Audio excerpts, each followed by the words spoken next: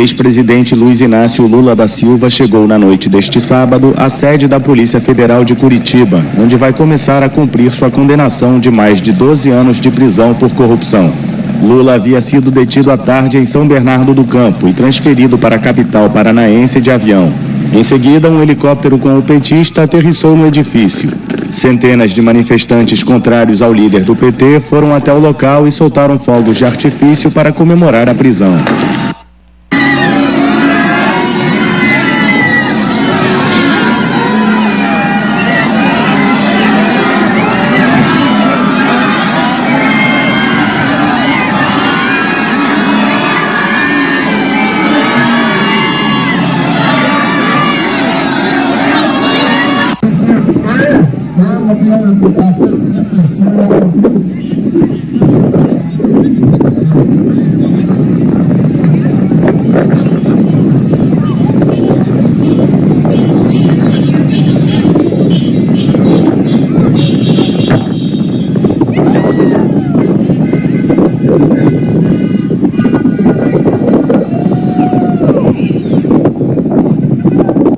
A Praça Cívica tem a forma de um grande triângulo equilátero, destinada em sua concepção para a organização das tropas para os desfiles. Ela ocupa uma área de 102 mil metros quadrados. O projeto é de Lúcio Costa com a contribuição do paisagista Roberto Burle Marx. Atualmente, a praça é um dos principais pontos turísticos da capital federal, sendo mais conhecida como Praça dos Cristais, em alusão às estruturas em concreto armado que afloram do espelho d'água e homenageiam as riquezas minerais do Cerrado brasileiro. O monumento ao Duque de Caxias é uma homenagem ao patrono da Força Terrestre e também serve como tribuna de honra para as autoridades durante as solenidades militares. Por esse motivo, também é conhecido como Palanque Monumental. São 4.750 metros quadrados de área e uma estrutura de concreto armado aparente em forma de concha, com propriedades acústicas.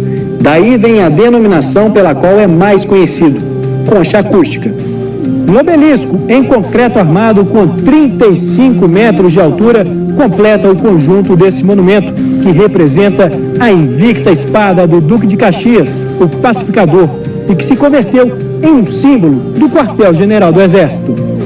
Bom dia, senhoras e senhores. Hoje é 23 de julho de 2024, são 8 horas da manhã. Com o agravamento da situação jurídico-penal de Bolsonaro e militares de alta patente, essa discussão sobre o cárcere de Bolsonaro é vital por questão de justiça. Antes de prosseguir, eu quero pedir a você que acompanha o Blog da Cidadania que se inscreva no canal, deixe seu like e compartilhe este vídeo. Bom, vamos falar da prisão de um outro presidente. Em 2018, veio a público onde Lula ficaria preso. Ele ficou preso em um cubículo, como você pode ver. Tinha a cama, uma mesa para as refeições e um banheiro. Era isso que tinha lá de fora da cela, tinha uma guarda armada. Na verdade, a reportagem da revista Veja descreveu a cela onde Lula estava preso, uma sala de 15 metros quadrados, transformada em cadeia para abrigar o Lula, era usada antes como dormitório por agentes que estavam em missão em Curitiba. É um espaço espartano, ou seja, sem luxos, mas com pequenos confortos exclusivos para o presidente. A porta de madeira fica sempre destrancada. Para quem entra por ela, a primeira visão é a da cama com travesseiro e lençol branco e cobertor azul. Ao lado, 4 cadeiras circundam uma mesa redonda com livros empilhados, folhas de anotações, caneta e alguns alimentos. Fixada à parede é uma TV que transmite apenas os canais abertos. Ao lado do aparelho está um armário de madeira no qual o presidente guarda suas roupas. Essa era a prisão de Lula. A Polícia Federal prepara para agosto o indiciamento do Bolsonaro e generais. E será por golpe de Estado e com a união de inquéritos sobre joias, sobre a BIM paralela, sobre cartão de vacina, sobre a ação da PRF para barrar eleitores de Lula e tudo isso vai se conformar junto com o inquérito das milícias digitais, que mostra que tudo isso fez parte de um plano para dar um golpe de Estado no Brasil. Com isso, você veja que há pouco tempo o Supremo Tribunal Federal, por 10 votos a 0, rejeitou um salvo-conduto para o Bolsonaro não ser preso. O Bolsonaro entrou com uma medida para que fosse proibida uma eventual prisão dele, e por 10 votos a 0 o Supremo Tribunal Federal rejeitou essa medida, esse salvo-conduto, para que ele pudesse garantir que não seria preso de jeito nenhum. Então, tudo isso se conecta com isso aqui. Aliados acreditam que Bolsonaro será preso após o fim das investigações da tentativa de golpe. Para esses aliados há uma expectativa que nada mais pare as investigações, e a mudança de tom de pessoas do entorno do presidente mudou depois da divulgação do vídeo da reunião ministerial de julho de 2022, onde ele confessa que queria dar um golpe. Ele diz: olha, se a gente não fizer alguma coisa antes da eleição, a esquerda vai ganhar, o Lula vai ganhar. Então ali estava muito claro que ele pretendia realmente dar um golpe, e com isso não há uma possibilidade de deter as engrenagens da justiça. O que o Bolsonaro tem feito com manifestações, com viagens pelo país, é tentar segurar o gado do lado dele. Ele quer segurar esses fanáticos bolsonaristas do lado dele, para que se possa pressionar a justiça no futuro para um relaxamento da prisão, alguma coisa. Quer dizer, a situação dele piora muito se as pessoas desistirem dele. E existe esse risco porque não se acredita que o próprio Bolsonaro e o bolsonarismo não acredita totalmente que as pessoas vão ficar do lado dele como ficaram do lado de Lula quando aflorarem as provas contra ele. A maioria desse gado, dito gado, né, é uma expressão depreciativa, porque a situação dessa gente é depreciativa, é uma coisa absurda. Eu estive na manifestação deles em São Paulo, aquela grande manifestação que eles trouxeram gente de ônibus do país inteiro para lotar a Avenida Paulista, e conversei com os bolsonaristas. O material está todo aqui no blog da Cidadania, e eu entrevistei várias pessoas, e o que eu descobri foi surpreendente. Essas pessoas não estão informadas. Por exemplo, o caso das joias. A maioria das pessoas que entrevistei não sabia praticamente nada sobre o que aconteceu. Eu ouvi falar de alguma coisa, mas é tudo invenção contra o presidente. Só que no momento em que o Bolsonaro for julgado, houver o julgamento dele, a mídia vai ser tomada por essas provas, e essas pessoas vão assistir o julgamento do presidente deles, não vão deixar de assistir. Ao assistirem esse julgamento, muitas pessoas vão se surpreender, muitas pessoas que estão ilhadas, porque o bolsonarismo conseguiu confinar esse eleitorado mais radical num gueto, num cercadinho, num curral, onde essas pessoas não têm contato com a vida real, e sim com aquilo que querem que essas pessoas saibam.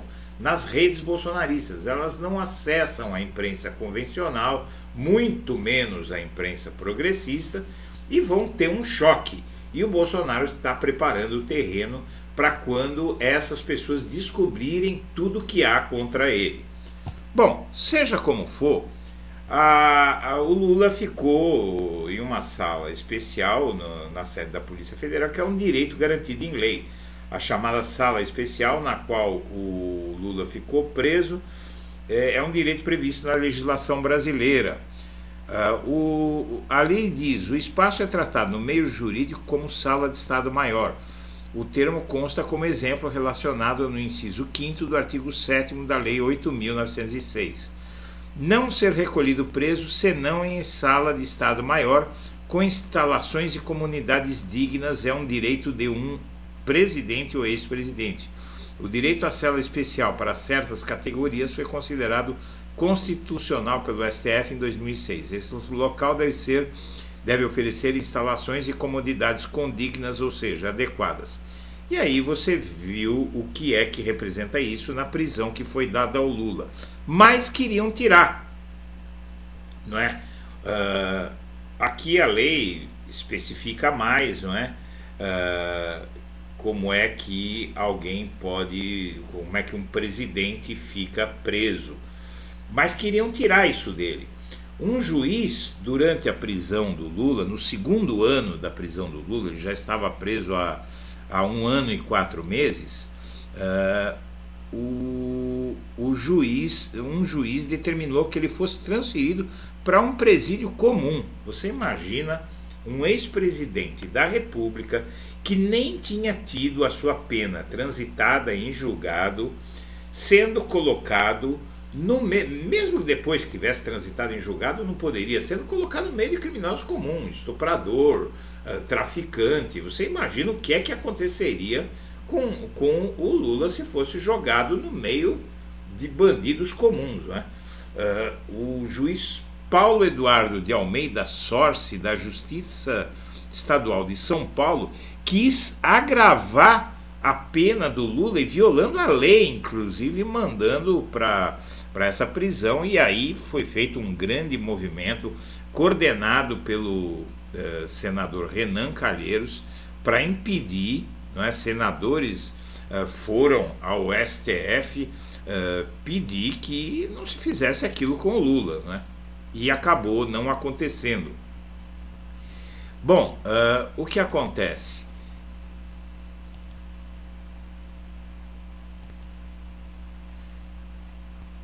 Falavam até do custo da prisão, não queriam dar a prisão, queriam colocar o Lula mesmo no meio daquela massa de criminosos.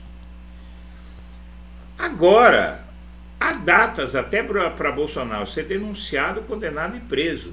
E o cronograma está começando a ficar viável, porque as denúncias contra Bolsonaro, no caso das joias e do cartão de vacinas, denúncias da Polícia Federal, diz aqui nessa matéria sobre as datas que seria em junho e julho.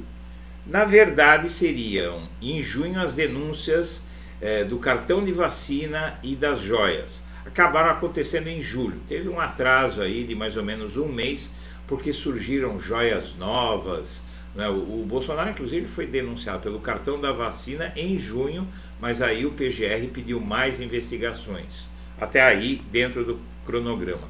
No caso das joias, a denúncia que era para ser feita pela Polícia Federal em junho acabou sendo feita em julho, porque apareceram novos elementos para investigar.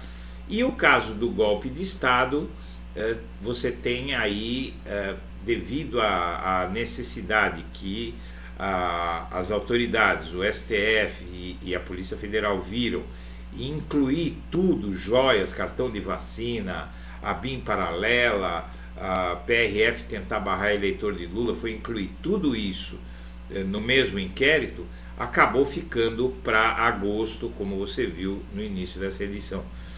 E então o que se prevê é que, como o Gonê já disse que não vai esperar a eleição coisa alguma, ele negou, ele disse que é boato, não é? A revista Veja publicou uma matéria que eu já coloquei várias vezes aqui, por isso eu não coloquei de novo, em que o Gonê diz o seguinte, não, isso é conversa, se tiver que denunciar no começo da eleição, eu vou denunciar. Com isso, o julgamento do Bolsonaro pode acontecer em dezembro. Então há que discutir a prisão dele. E o Exército já prepara celas para eventual prisão de Bolsonaro e militares. Essa é uma realidade. E você viu no começo desta edição o quartel-general do Exército em Brasília. Aqui você vê aquela construção, né, que é o quartel-general, que é onde o Bolsonaro ficaria preso. E também os generais golpistas.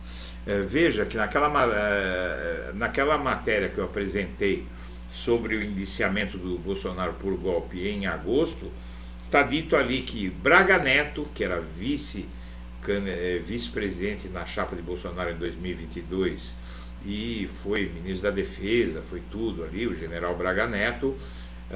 Você tem também aquele almirante, não é? Almir Garnier, que aceitou dar o golpe.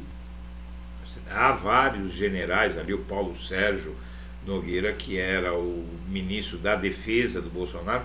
Todos esses aí vão ser presos e vai ficar todo mundo aqui, ó, nesse local aqui. E aí está sendo preparadas as instalações. Agora, que instalações estão sendo preparadas?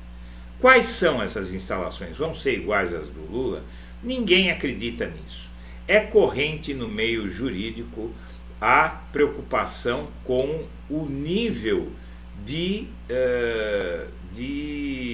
conforto que vai ser cedido a Bolsonaro. Muita gente está dizendo que ele vai ter um apartamento completo ali com todas as regalias, internet, o que ele quiser lá dentro para fazer contatos. Ele vai ficar preso, mas não vai ficar preso.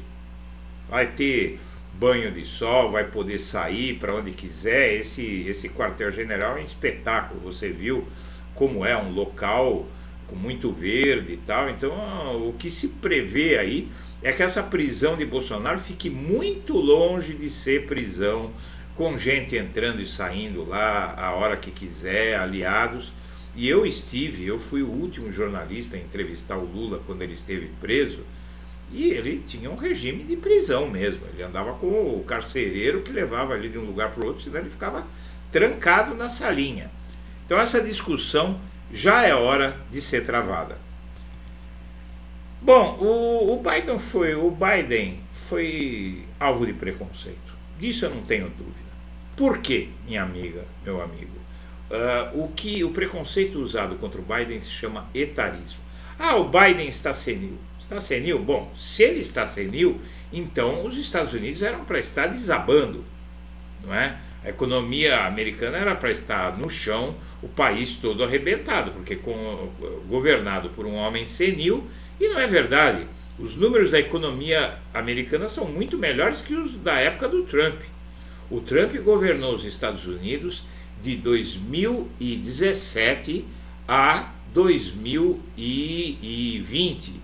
Desses 4 anos, 2017, 18, 19 e 20. Esses 4 anos, 3 não teve pandemia, só teve pandemia no último, 2020. E o Biden pegou também um ano de pandemia, não é? O primeiro ano, 2021, que teve a tentativa de golpe, inclusive em janeiro, e depois 22, 23 e 24, não tem pandemia nenhuma.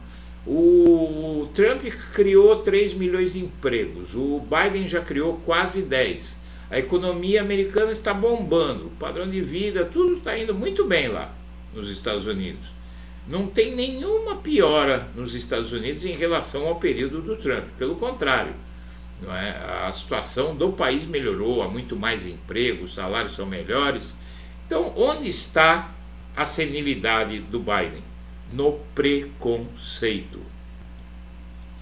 15 cidades concentram 40% das escolas de São Paulo que querem ser cívico-militares. São Paulo tem 645 municípios, só 15 só 15 dessas 645 cidades são responsáveis por quase metade dos pedidos para ser escola militar. Isso é um programa fictício, é um absurdo ideológico, é um capricho do bolsonarismo que está custando muito dinheiro público. Cada escola militar dessa custa 10 vezes mais do que uma escola comum.